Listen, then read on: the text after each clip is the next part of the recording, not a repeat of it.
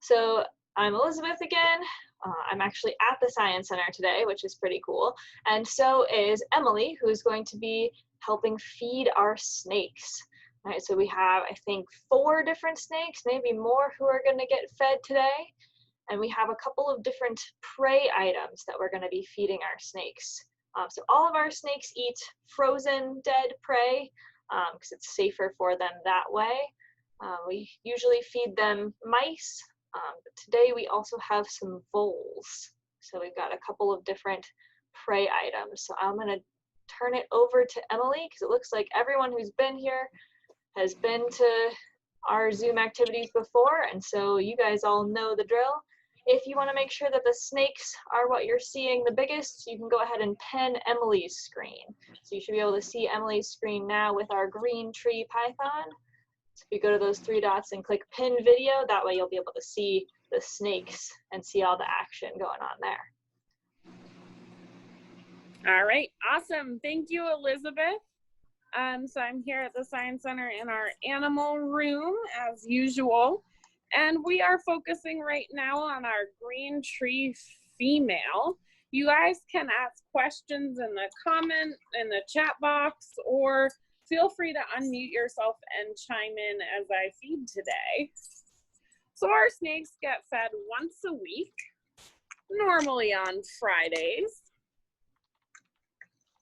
And we are starting here with the green tree python. Now, these 2 snakes are nocturnal, but you'll see she's perking up. She's pretty ready for a meal. Sometimes it's harder to get her to eat, but ever since this snake laid eggs a couple months ago, she's been eager to replenish her nutrients. So today I'm going to give her a vole. We're going to feed her a vole. They're a little bit larger than mice, and it's just nice to have some diversity in the diet. These snakes can handle any small rodents that are up to sort of the diameter of their body. So here's my vole. She's checking it out. And if you watch closely, she strikes. She curls up around the vole. Now that vole was already dead, but in the wild, obviously she would be hunting live prey. And so at this point, she is constricting it to make sure it's dead before she swallows it whole. So she'll hang here for a little bit and work on swallowing that mouse, or that vole, sorry. Usually we have mice, but we had an opportunity to acquire some voles recently, and so we took advantage of that to give our snakes a nice diverse diet, a little enrichment, something new to try. So there she is working on our vole. Now you'll notice her mouth is really full, so that makes it a little bit hard for her to breathe, but snakes have adapted to this. They have a tube that comes out to the front bottom part of their jaw. You won't be able to see it right now, but as she begins to swallow that vole, we might see it opening and closing to let in air. The other really interesting piece on these green tree pythons is their tail. So if you look here, you'll see the very tip of her tail is a different color than her green body. That is a coronal lure. So she uses that when she's hunting at night in the dark. She wiggles it around to attract prey. They think it's a caterpillar. It's not part of the snake. They go after it, and then she strikes and captures that prey. So there she is. You can see those big jaw muscles bulging out the top of her head.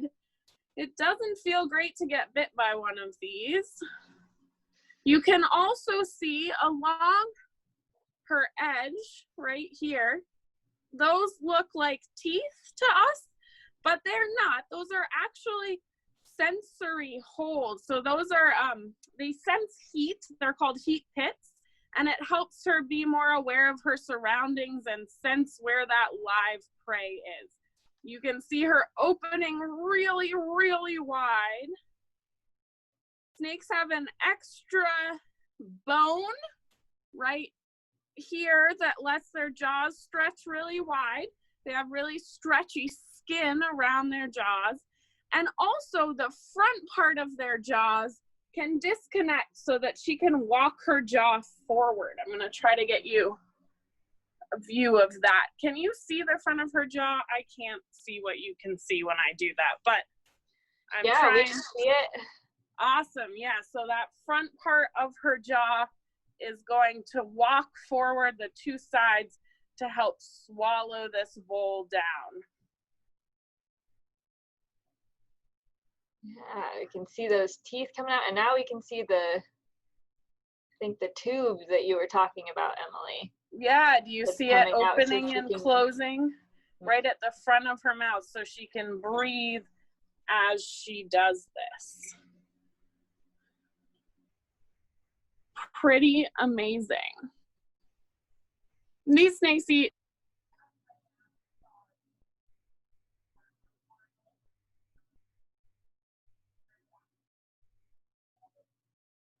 upside down. Oh yeah, I've got a really view of that breathing tube. Did y'all see it? Right at the front there. It's sticking out. There's the tube. You can see right down the hole. She's sucking in air so that she has an air supply, even with her mouth totally full of vole.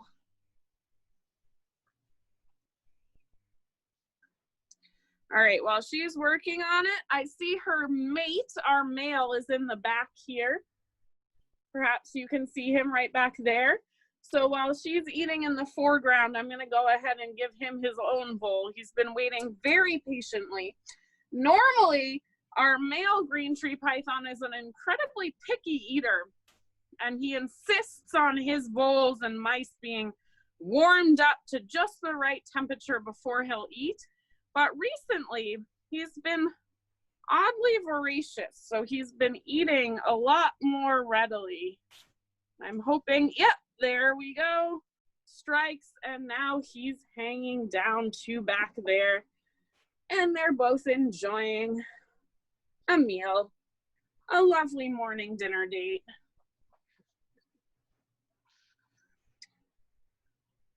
Anyone have any questions or observations? I'm gonna just let us finish watching the female as she works this down.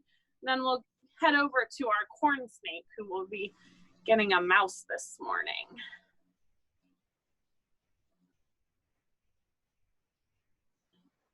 Whoa. This is sort of the equivalent of if you all could open your mouths wide enough to swallow an entire watermelon, right? So if you think about it, a watermelon's about the diameter of your body.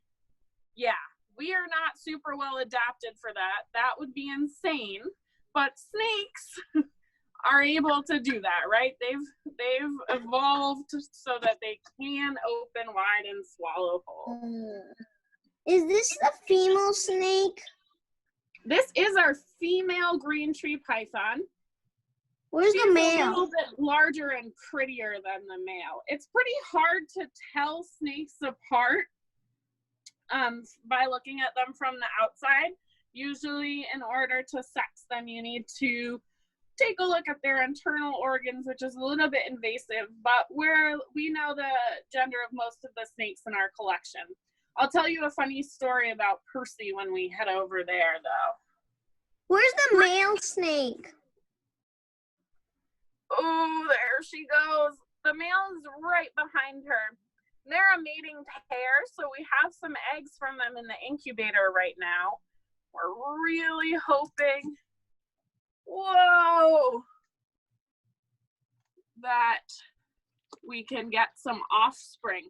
When green tree pythons are born, they're not green, red and yellow, because when they're first born, they hang out on the forest floor and they're able to camouflage against the leaves that have dropped and the flowers, versus as adults, when they are arboreal, they live in trees, and so they need to be green to blend in with all that foliage. So there's that big lump of wool making its way. Oh, she just struck at us. That was exciting. Did you see that? So I'm going to give her some space now that she's finished her meal. I will bring you around to take a look at the nail. I have been bit by that snake one time, and it's not an experience I really care to repeat. Maybe she wants more food. What do you guys think? She does, and we'll come back and give her some more. There's the male. There's a little condensation, so it's harder to see him. He's a little lazy. He takes a lot longer to eat. So there she is getting back onto her perch. You can see that big lump of wool that she's working down through her digestive tract. It's actually moved really far down already. It's very impressive from where we started. All right, we're going to head over now to visit Percy, who is our corn snake. She's also a female, although she hatched at the Science Center, and we weren't sure what sex she was, male or female. We thought for a while that she was a male, and she got her name from Perseus the hunter in Greek mythology. But one day she laid a bunch of eggs. Some slugs. They were not viable because she didn't have a mate, but we now know that she's female because male animals do not typically have the ability to lay eggs. So we now know Percy's a female. I'm showing you right now, she shed last night, so you can see this long shed. You'll notice it's in her water bowl because snakes need a lot of moisture, and they often soak to help them wriggle out of that extra layer of skin so they can grow and be healthy. It's also fun because these sheds give us an idea of how long this snake actually is. It's hard to know when you're holding her or just looking at her because she curls up, but you can see from the shed, whoops, almost slipped in some of my mouse water there, folks. You can see from the shed that she's about the length of this entire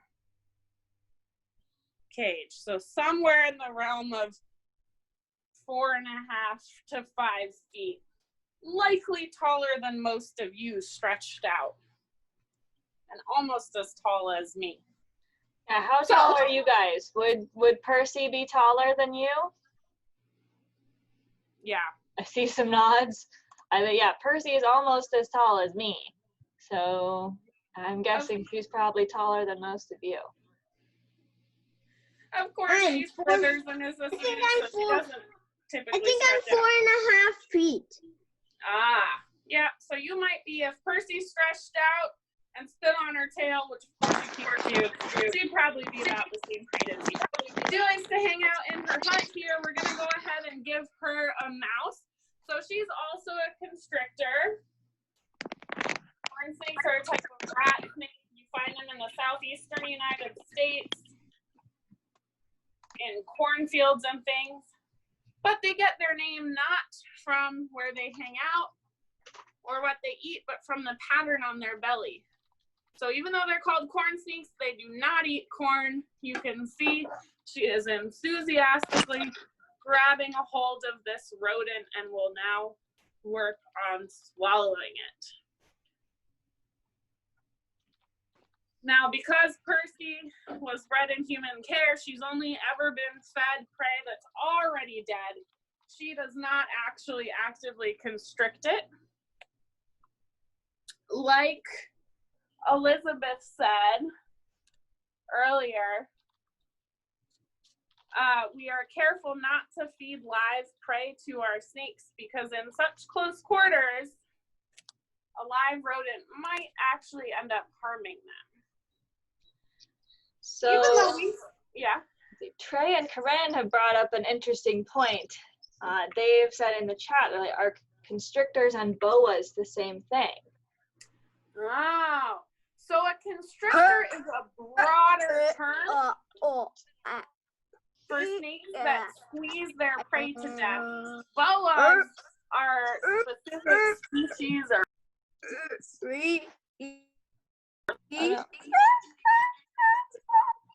Did you guys catch that? I think you muted me, Elizabeth.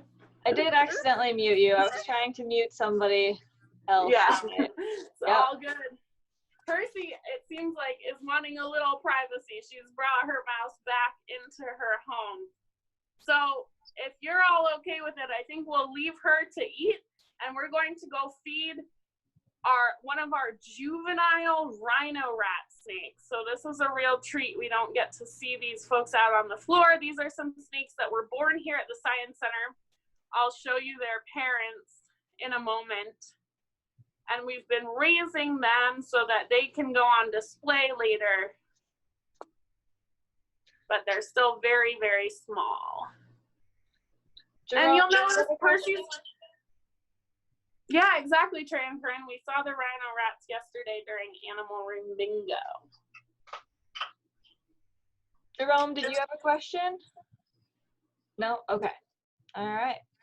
All right, so we'll let Percy finish off her meal. You can see she's actually swallowing a fair amount of dirt with the mouse. That's okay, totally. She will just poop that right on out. Be all good. All right, so say bye to Percy. And we will move on over. We're gonna just take a look at the adult rhino rat snake, but she's not gonna eat today, likely. So it's gonna be a little tricky to see. At the back of this tank, through sort of the condensation, can you see this green snake? That is our rhino rat. So remember that bright green color? That's our adult rhino rat snake. I'm gonna ask you to tell me the difference when we go look at our juvenile, okay? So we've got our bright green rhino rat. She camouflages really well into this foliage. So like the green tree pythons, rhino rats live in rainforests and hang out in the trees where they're disguised so that they can sneak up on prey, but also so that predators can't eat them. We think of snakes as really scary, but there's a lot of things that want to eat snakes, and so they have to be really good at hiding and keeping themselves safe. All right, here we go. All right, so you remember that bright green color, right? Take a look at this offspring, this juvenile rhino rat. Is it as bright green? It's starting to be a little bit green, but rhino rat snakes, when they're born, actually, they're gray. And again, that's because light's green. They're spending time on the ground, not in that foliage. Our snakes used to be much more gray, but they have started to turn green as they mature. They're almost 2 years old now. So you can see I've given this juvenile snake a smaller bit of prey. That mouse has not yet grown fur. It's really young. It's actually bigger than any of the ones I've given this snake before. So it's definitely trying to figure it out a little bit. But I think it will be able to handle a mouse of this size. In addition to rodents, a lot of snakes will eat eggs or small lizards or even other smaller snakes out in the wild, depending on their species and habitat.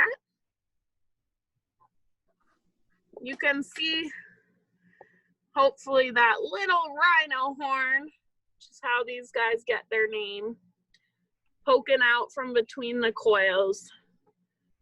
And right now, this snake is just trying to reposition the mouse. It needs to go down head first, right? Because that's the way it's the skinniest to fit down. Can't swallow it sideways. So the snake struck, and now it needs to get its prey into position to swallow it whole. Yeah, snakes can't really chew like we do. They only have teeth for grabbing, not for chewing. So they have to be able to swallow their prey all at once. So that's what he's working on there. He's getting it turned around. They also don't have hands, right, to help shove it down. That's why they have to walk their jaws and use those really strong muscles. So if you want to thrill your parents later, try eating like a snake. But actually don't, because we're not made for that. I'm not sure that'd go very well because we can't really open our jaws that wide. I think it would just cause a whole bunch of problems. It's not something we humans get to do, but we can enjoy seeing it and learning about it in other animals. If you guys look back at are you watching the juvenile Rhino Rat? He's figured it out. Yeah. Now it's just got the back legs and the tail are the only things left. And you can see him using those jaws to pull it down. Move it down. I'm going to try to get my camera hand out of here pretty quick after it swallows because I'm not convinced that it's not going to strike at me. That is the nice part of them having their mouth full. Yeah. They can't bite you when they've got their mouth full of prey. Right, but really what I'm doing right now is not a great idea with snakes or any other animal, right? You don't want to get all up close and personal by their mouths. That's not a super good idea, but I am feeling pretty confident. All right, do you guys want to feed one bonus animal? It's not a snake. I think everybody wants to see our bonus animal. All right, so we will feed our Mexican beaded lizard. Has anyone who's been on before, do you remember anything about our Mexican beaded lizard? I'll show her to you in one moment. Just needed to get my special key. Dexter says he remembers some stuff about the...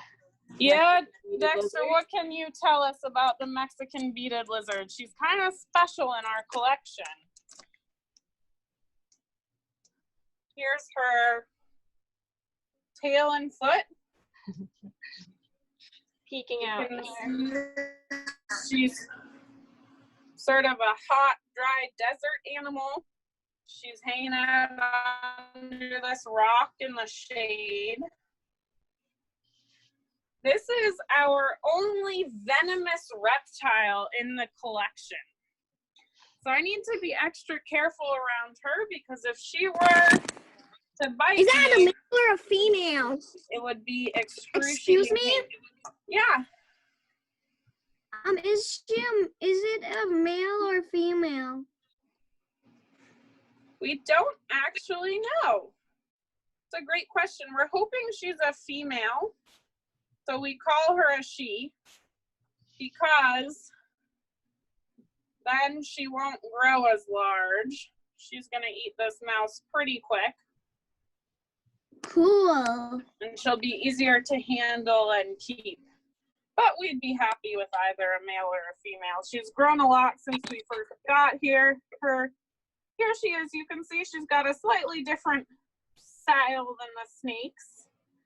But she's going to make short work of this mouse.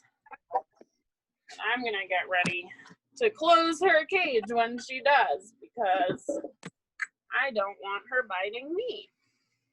We have to take extra precautions when we handle her or open her tank, which is why it took me a second to get in here.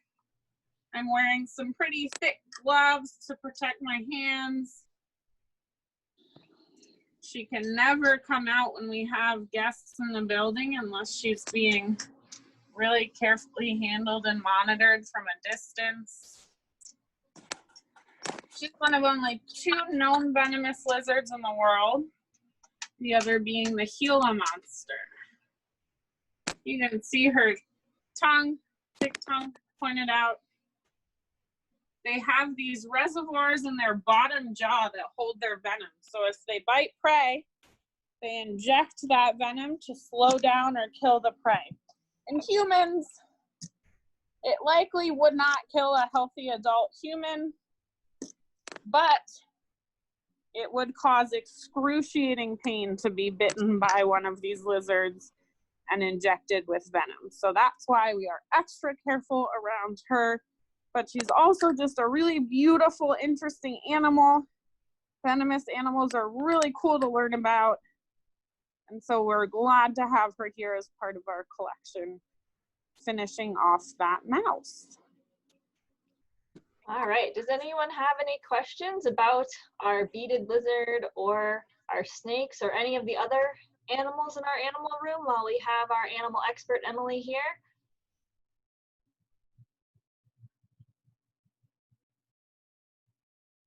All right, well, thank you all for coming. Hopefully, as we slowly reopen next week, you'll get a chance to come in and wear your masks and visit our animals in person. Trey has reminded us that we are doing a virtual activity on Zoom only Tuesday next week. So on Tuesday, you'll be making catapults with Peter. Elizabeth, is there a materials list for that? There is. So for that, you're going to want some popsicle sticks, or if you don't have any of those handy, maybe also like some cardboard and maybe a pencil could work. You'll also want some rubber bands and maybe a plastic spoon, and then a pom-pom or something, and that's what we're going to launch. All right, so yeah, popsicle sticks, rubber bands, plastic spoon, and pom-poms to launch in our catapult. So yeah, we will see you hopefully every Tuesday through the rest of the summer. We hope you'll be able to join us at 10:30 next week for catapults. All right, bye everyone. Bye.